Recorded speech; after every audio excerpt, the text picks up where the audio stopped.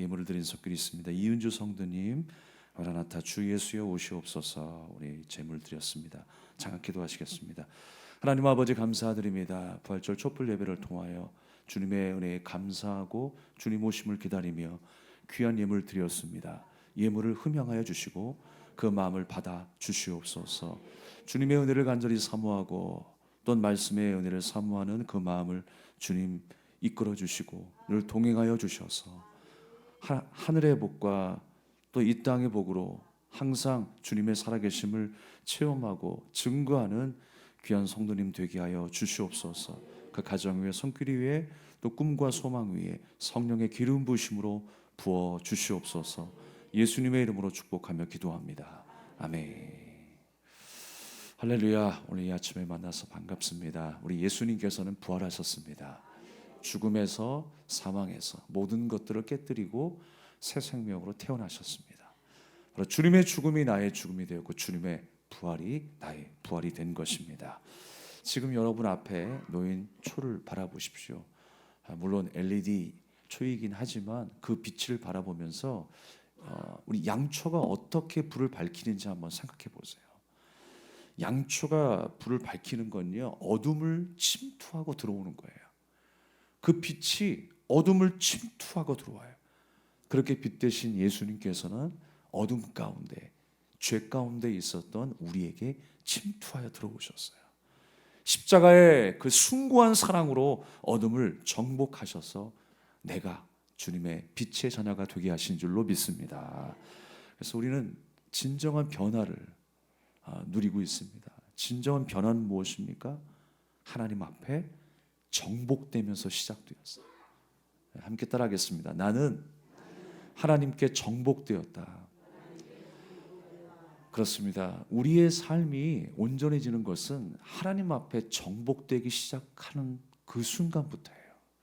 가나안 땅이 온전한 하나님의 땅이 되기 위해서는 정복되어야 됐죠. 그래서 하나님께서 모든 것들을 진멸하라 그랬어요. 그 안에 우상도, 그 안에 사람의 지혜도, 또 세상의 습관도 다 정복되어야 했어요. 그리고 그 땅에 하나님의 말씀이 선포되기 시작하면서 하나님의 나라가 임하게 된 것입니다. 우리가 살아가는 이 현실도 마찬가지입니다. 우리 교회와 우리 가정, 우리의 모든 삶 속에 하나님의 영이 충만해져서 하나님의 은혜 가운데에 정복되어지기를 주님의 이름으로 축원합니다. 이미 이스라엘 백성들이 가나안을 정복하셨듯이 하나님은 죄의 권세를 정복하시고 그 말씀이 다스리는 새로운 피조물의 삶을 살게 하셨어요. 그래서 나는 이제 새로운 피조물이 된 거예요. 전혀 다른 모습으로 다시 재창조된 그 사건의 역사가 예수 그리스도의 보혈의 은혜로 된 줄로 믿습니다. 그래서 여러분, 하나님께 정복되었다라고 하는 것은요, 이방 땅에 하나님의 나라가 선포되는 순간이에요. 내게 하나님의 나라가 선포되기 시작했어요. 주님이 임했다라는 것은요, 하나님의 나라가 임했다라는 거예요. 주님이 임했다. 하나님의 나라의 그 속성 가운데 가장 중요한 요소 하나는 무엇입니까? 여기 있다 저기 있다 장소에 있지 아니하고요, 누가 그 땅을 다스리느냐. 예수님께서 인류의 왕이 되어 주셔서 이스라엘을 다스리셨듯이 우리 인생 가운데 예수님이 왕이 되셔서 다스리는, 정복하시는 역사가 나타나는 거예요. 그래서 우리 가운데에 하나님의 나라가 임하게 되었다. 나는 하나님 나라의 거룩한 백성이 되었다라고 하는 것입니다. 그래서 여러분, 하나님의 온통 관심은 어디에 있다? 내게 있다. 하나님의 온통 관심은 하루 종일, 일주일 내내 365일 영원히 내게 있다라고 하는 사실입니다. 그렇다면 여러분, 나는 과연 하나님 앞에 정복된 사람입니까? 나는 주님 앞에 정복된 사람입니까? 반대로 인간이 세상을 정복하려고 하죠. 내 뜻대로 하고 싶어 합니다. 내 고집을 펼쳐나가고 싶어요. 내 야망을 확장시키려고 합니다. 그러나 우리는 주님 앞에 정복되어야 합니다. 과연 나는 하나님 앞에 정복된 사람인가? 우리가 사람과의 관계에서만 봐도 그렇습니다. 시기와 욕심이 많은 옛사람이 죽어야 하는데 여전히 그 옛사람이 살아있어요. 그래서 시기합니다. 질투합니다. 내 욕심의 털을 더 넓혀가려고 애를 쓰지요. 예수님을 따르기 원하는 제자가 되어 있는가 우리는 항상 내 자신을 살펴봐야 할 줄로 믿습니다. 죽었다가 살아나서 이제 말씀 앞에 온전히 순종하는 새 삶이 되었는가를 항상 점검하셔야 돼요. 정말 달라졌는가? 정말 나는 성화되고 있는가? 정말 예수님의 제자로 살아가고 있는가? 그런데 왜 이렇게 말짱 도루묵이지? 라며 내 자신을 한탄할 때도 있지만 사도 바울이 고백했던 것처럼 나는 날마다 죽노라. 나를 십자가에 못 박고 다시 한번 예수님이 걸으셨던 그 길을 다시 한번 걸어갈 수 있는 믿음으로 우리가 인내하며 주님을 따를 수 있는 제자의 삶이 되어야 합니다. 그래서 우리는요, 끊임없이 거룩한 삶을 연습하는 과정이 인생이에요. 인생이라고 하는 말 자체가 연약함 그 자체입니다. 그래서 우리는 또 하나님 나라를 소망하며 오늘 이 시간에 우리가 다시 한번 믿음으로 결단해야 합니다. 오늘도 주님의 자녀로 연습하겠습니다. 내 옛사람을 죽이고 내가 하나님 안에서 새로운 피조물이 되었으니 하나님 나라를 소망하며 살아가겠습니다. 이것이 오늘 이 새벽에 다시 한 번의 결단이 되기를 주님의 이름으로 축원합니다. 다시 한번 생각해 보면 우리가 회복되었다는 것이 무엇일까요? 변화되었다는 것이 무엇일까요? 새로워진다라고 하는 것이 무엇일까요? 우리 교회 안에서 기독교 안에서는 그것을 성화라고 하는 말로 대체합니다.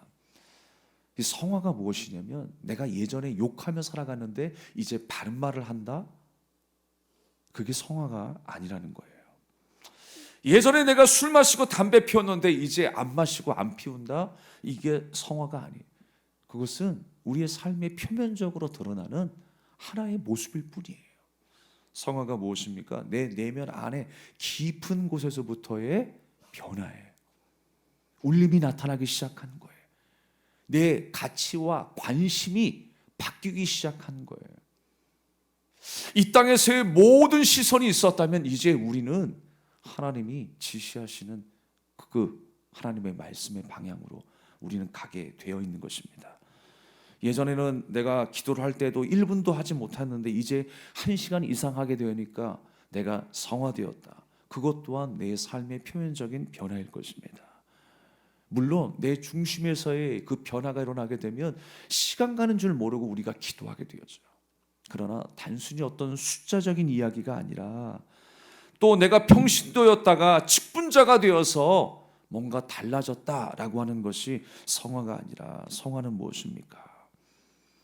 성화는 내 인격의 변화인 것입니다. 성화는 무엇입니까? 내가 하나님을 얼마나 알게 되었느냐. 거기에 차이점이 있어요. 내가 하나님을 얼마나 알게 되었느냐. 주님의 마음을 알게 되는 것. 내 교만과 내 삶의 모든 습관들을 내려놓고 다시 한번 하나님 알아가기를 목말라 하는 것. 그것이 바로 성화의 시작이라고 하는 것입니다. 성화라고 하는 것은 내가 얼마나 근사한 사람이 되었느냐 이것보다 얼마만큼 내가 하나님의 마음으로 살아가고 있느냐 그것이 바로 진정한 성화라는 거예요. 그래서 여러분 아이가 부모를 알아가듯 우리가 하나님을 그렇게 알아가는 것이죠. 하나님이 누구신지가 점점 궁금해지기 시작하는 거예요. 은혜가 임했다라고 하는 것은 무엇입니까? 내가 단순히 감정적으로 즐거워졌다라고 하는 게 아니라 하나님이 궁금해지는 거예요. 하나님의 비전이 궁금해지는 거예요. 나를 향하신 하나님의 선한 계획이 궁금해지는 거예요. 그래서 알아가려고 애를 쓰는 거예요. 하나님의 말씀이 궁금해지는 거예요. 목말라 하게 되는 것입니다. 그래서 우리는 날마다 갈증을 느끼며 살아가요. 점점 내 눈은 떠지게 되고요. 내 귀는 확장되기 시작하는 거예요. 우리가 사랑했던 연인이었지만 더 이상 알아볼 것이 없다라고 생각되어질 때가 권태기죠. 우리가 다 안다고 생각하잖아요. 왜 다 안다고 생각합니까? 모르는 거 투성인데. 부부간의 모습도 그렇습니다. 다 안다라고 생각하는 게 문제예요. 평생을 알아도 모르는 게 나 외의 사람들이잖아. 우리 이웃들과도 마찬가지. 우리 성도들 간도 마찬가지, 형제 자매 간에도 마찬가지. 다 안다고 살 때부터 문제가 발생하기 시작해요. 우리는 끊임없이 알아가고 섬겨야 돼요. 처음 만났던 그 모습처럼. 뭐 눈치 보고 조심하라라고 하는 그 마음만 가지고 있으면 안 되고요. 우리가 더 마음을 넓게 열어서 더 섬기고 더 알아가야 할 줄로 믿습니다. 우리가 하나님을 섬기는 모습도 바로 그런 것입니다.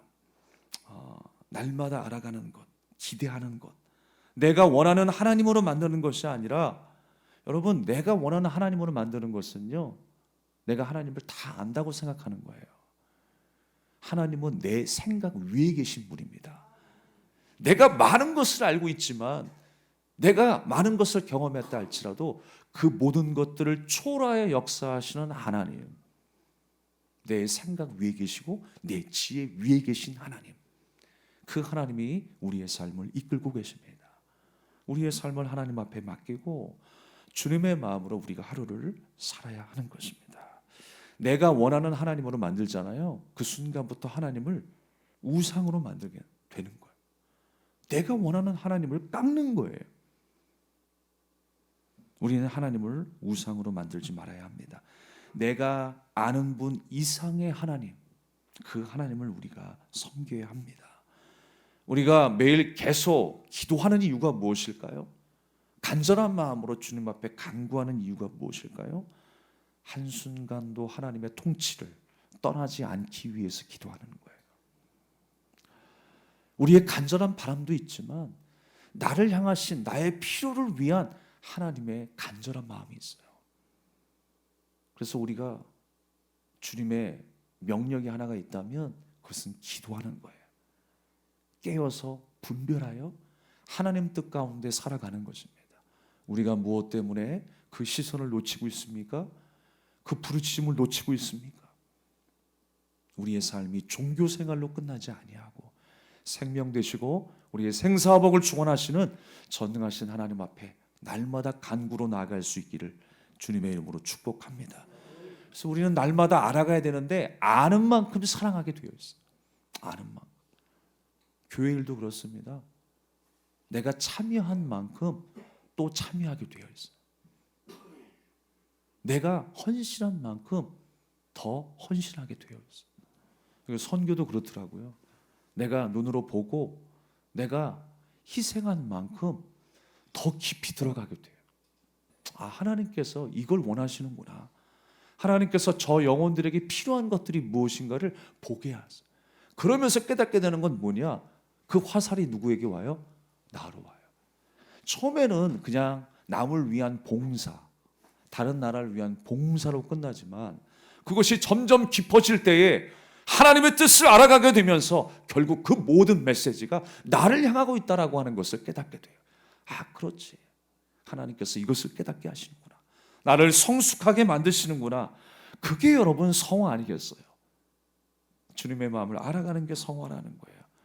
날마다 하나님을 알아가는 만큼 우리는 성장하게 되어 있습니다.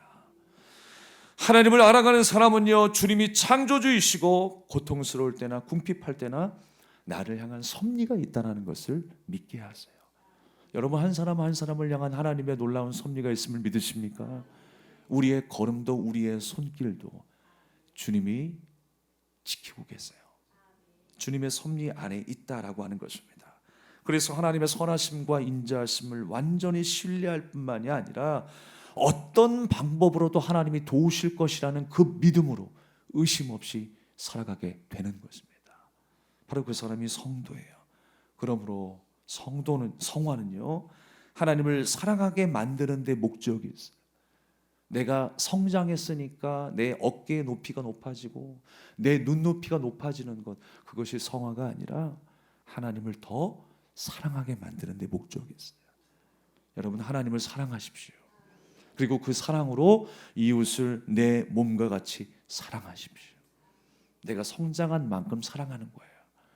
자, 앞으로 보겠습니다. 여러분이 얼마나 사랑하시는지. 저 사람이 많이 성장했구나. 정말 하나님이 보시기에 아름답게 성장했구나. 누가 봐도 느낄 거예요. 누가 봐도. 사랑은요, 누가 느껴도 느껴요. 마가복음 12장 31절에서 예수님께서는 가장 큰 계명이 하나님을 사랑하고 이웃을 사랑하는 거라고 그랬어요. 우리가 성장하고 있다는 것은 하나님을 사랑하는 것이고요, 하나님을 사랑하게 되면 이웃을 사랑할 수밖에 없어요. 이웃을 미워하면요, 하나님을 사랑하지 않는다라는 증거밖에 안 돼요. 여러분, 사랑하시기 바랍니다. 요한일서 5장 3절 말씀에도 하나님을 사랑하는 것은 이것이니 우리가 그의 계명들을 지키는 것이라. 그의 계명들은 무거운 것이 아니로다. 다시 말해, 내가 뛰어난 존재로 바뀌는 것이 아니라 주님을 사랑하기에 주의 계명을 지키겠다라고 말하는 거예요. 고백하는 거예요. 사랑하니까 하나님이 주신 계명이 무겁지 않은 거예요. 여러분, 우리가 사랑하는 사람에게도 희생이 무겁지가 않잖아요. 내게 어떤 부담스러운 일이 내 앞에 있어도 그것이 더 이상 내게 짐으로 느껴지지 않아요. 부담으로 느껴지지 않아요. 사랑하기 때문에. 하나님 앞에서도 그렇고 이웃 앞에서도 그러해야 합니다. 이러한 변화가 여러분 안에 있기를 원합니다. 주님이 부활하신 것은 이런 변화를 우리에게 주시는 거예요. 우리가 이렇게 변화되어 하나님을 사랑하고 이웃을 사랑하며 살아가기를 원하시는 것입니다. 말씀을 마치겠습니다. 여러분, 코미디언 김용만 집사님을 아시죠? 그 집사님의 간증을 들은 적이 있었습니다. 어느 순간까지 성경 말씀을 잘 몰랐대요. 오직 아는 성경 하나가 요한복음 3장 16절, 그냥 기계적으로 되뇌었던 말씀. 하나님의 세상을 이처럼 사랑하사. 성경도 모른 채 또 읽지도 않은 채 교회를 다녔던 그냥 교인 중에 한 사람이었다라는 거예요. 근데 어느 날 김원희 씨가 제안을 하나 했대요. 요번에 IT 봉사를 가는데 같이 갑시다. 좋은 일 하셔야죠. 그래서 권면해서 그 IT 선교를 따라가게 되었다라고 합니다. 멋모르고 갔는데 의료 선교를 같이 하는 일이 있었습니다. 그 방송으로 가게 되면 여러 가지 이제 맡은 일이 있을 거 아니에요. 근데 선교로 갔기 때문에 아무것도 자기가 할 일이 없더래요. 그래서 시키는 대로 아이들 줄 좀 세우라라고 해서 아이들 줄 세우느라고 바빴다고 합니다. 그러면서 밀려오는 마음이 후회 막급이었어요. 나는 도대체 여기 왜 왔을까? 난 도대체 여기서 뭘 하는가? 막막하기 시작했습니다.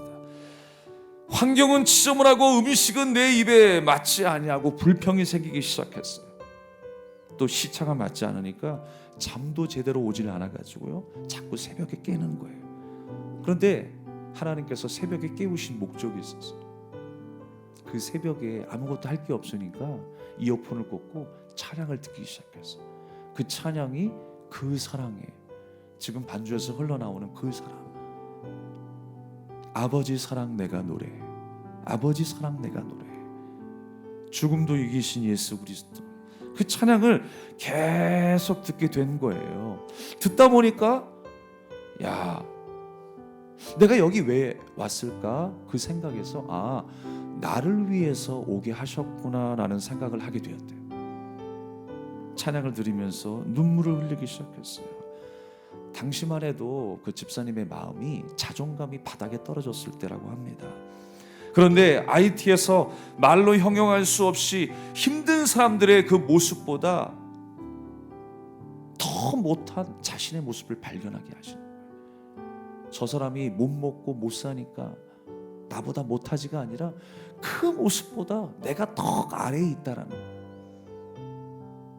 나는 누릴 거 다 누리면서 인기를 먹고 살아간다라고 하지만, 남부러울 거 없이 세상에서 떵떵거리며 살아간다고 하지만 바닥에 있는 자신의 모습을 보는 거예요. 그때 하나님은 집사님에게 말씀하셨더래요. 너는 내 아들이라. 너는 내 아들이라. 넌 너무 귀한 존재야. 저 하나하나의 어린 생명들, 저 헐벗은 사람들이 내게 얼마나 귀한 줄 아니? 그 마음이 깨달아지기 시작한 거예요.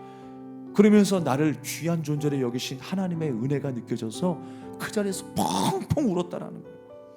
하나님 왜 이제 찾아오셨습니까? 라고 하나님 앞에 물어봤더니 그런 마음을 주시더래요. 나는 늘 네 옆에 있었다. 나는 늘 네 옆에 있었다.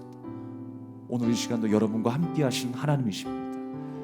내가 가난하거나 부할 때나 힘들고 지쳐 있을 때 주님은 여전히 나를 바라보고 계셨다라고 하는 사실입니다. 그러면서 함께 일행 중 그 의사 한 명이 있었는데 그 의사가 오열을 하더래요. 심장을 치료하기 위해서 왔는데 그 기계를 가지고 왔는데 그 기계가 무려 20kg가 넘는 그 의료 제품이었어요. 그래서 많은 환자들을 돌보다가 그 기계를 한 번도 내려놓지 않고 진료를 하시는 그 모습을 보게 되었어요. 그러다가 한 어머니와 아들이 진료를 받는데요, 아이가 그 상태가 좋지 않았던 것 같아요. 그래서 가망이 없어서 돌려보냈어요. 그 모습을 보면서 수고하고 봉사하는 그 모습도 너무 애처롭게 느껴졌고, 그때부터 뭔가 보이기 시작하는 거예요. 봉사하는 사람, 치료받는 사람들, 하나님의 시각으로 이제 그 집사님이 바라보기 시작하는 거예요. 아이를 진료하면서 울고 계시는 그 의사 선생님의 그 간절한 눈물을 보게 된 것이죠. 그래서 집사님은 사진을 찍게 되었어요. 그 엄마는 아들하고 병을 치료받기 위해서 새벽부터 걸어왔다라고 하는 거예요. 그 모습을 보면서 하나님 앞에 기도가 절로 나왔어요. 하나님, 저 아이는 무슨 죄가 있어서 그렇게 하십니까? 제가 좀 알아야 되겠어요. 하나님은 무슨 이유가 있어서 이 땅에 이렇게 힘들게 살게 하십니까? 저 이유 좀 알아야 되겠어요. 기도했다라는 거예요. 그런데요, 하염없이 눈물이 흐르는데 비극의 눈물이 아니라 뜨거운 뭔가가 느껴져서 눈물이 나기 시작했다라는 거예요. 뜨거운 뭔가가 있어서 눈물이 나기 시작했어요. 그래서 그날의 기억을 잊을 수가 없어서 하나님, 이유가 무엇입니까? 하나님의 마음을 알아가고 싶어서 귀국한 뒤에도 성경 공부를 하기 시작했습니다. 제자 양육을 받기 시작했어요. 더 궁금해지기 시작하는 거예요. 그러면서 하나님을 더 사랑하게 되었다라고 하는 것입니다. 이제는 완전한 다른 인생이 되어서 많은 사람들에게 복음을 전하는, 예수님의 사랑을 소개하는 한 사람으로 바뀌게 되었습니다. 이것이 진정한 변화 아니겠습니까? 주님을 대하는 마음이 변화된 거예요. 주님의 섭리와 계획 아래 살고 있음을 믿고 어떠한 고난과 시련도 더 이상 무거운 짐이 아니라고 하는 사실을 깨닫게 되었어요. 주님 안에서 자유하게 된 집사님처럼 여러분의 삶이 예수 그리스도의 그 부활의 그 은혜 아래에 있으니 날마다 자유하며 기뻐하며 살아가는 승리의 삶이 되기를 주님의 이름으로 축복합니다. 우리 함께 이 찬양을 드리고 기도하겠습니다. 그 사랑, 그 아버지의 사랑을 함께 노래합시다.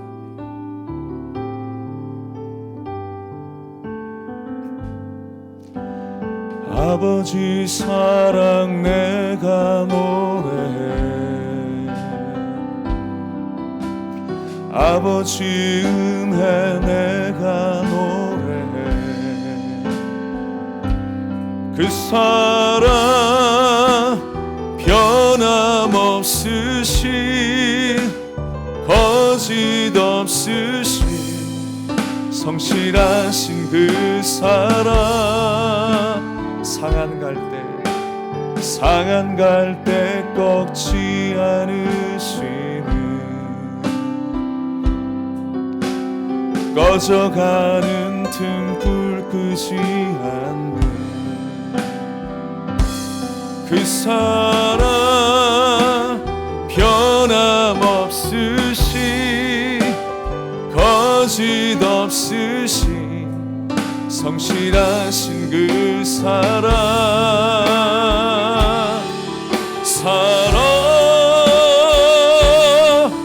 그 사랑 날 위해 죽으신, 날 위해 다시 사신 예수 그리스도, 다시 오실 그 사랑, 죽음도 생명도 천사도 하늘의 어떤 권세도 끊을 수 없는 영원한 그 사랑, 예수. 다시 한번 아버지 사랑, 아버지 사랑 내가 노래해. 아버지 은혜 내가 노래해. 아버지 은혜 내가 노래해. 그 사랑 변함없으시 거짓 없으시 성실하신 그 사랑 상한 갈 때 꺾지 않으시는 꺼져가는 등불 끄지 않는 그 사랑 변함없으시 거짓 없으시 성실하신 그 사랑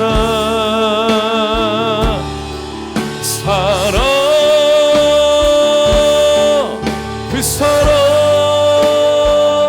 날 위해 죽으신 날 위해 다시 사신 예수 그리스도 다시 오신 그 사랑 죽음도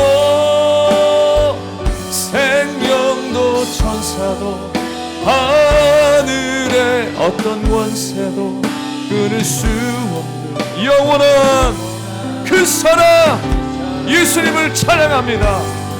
그 사랑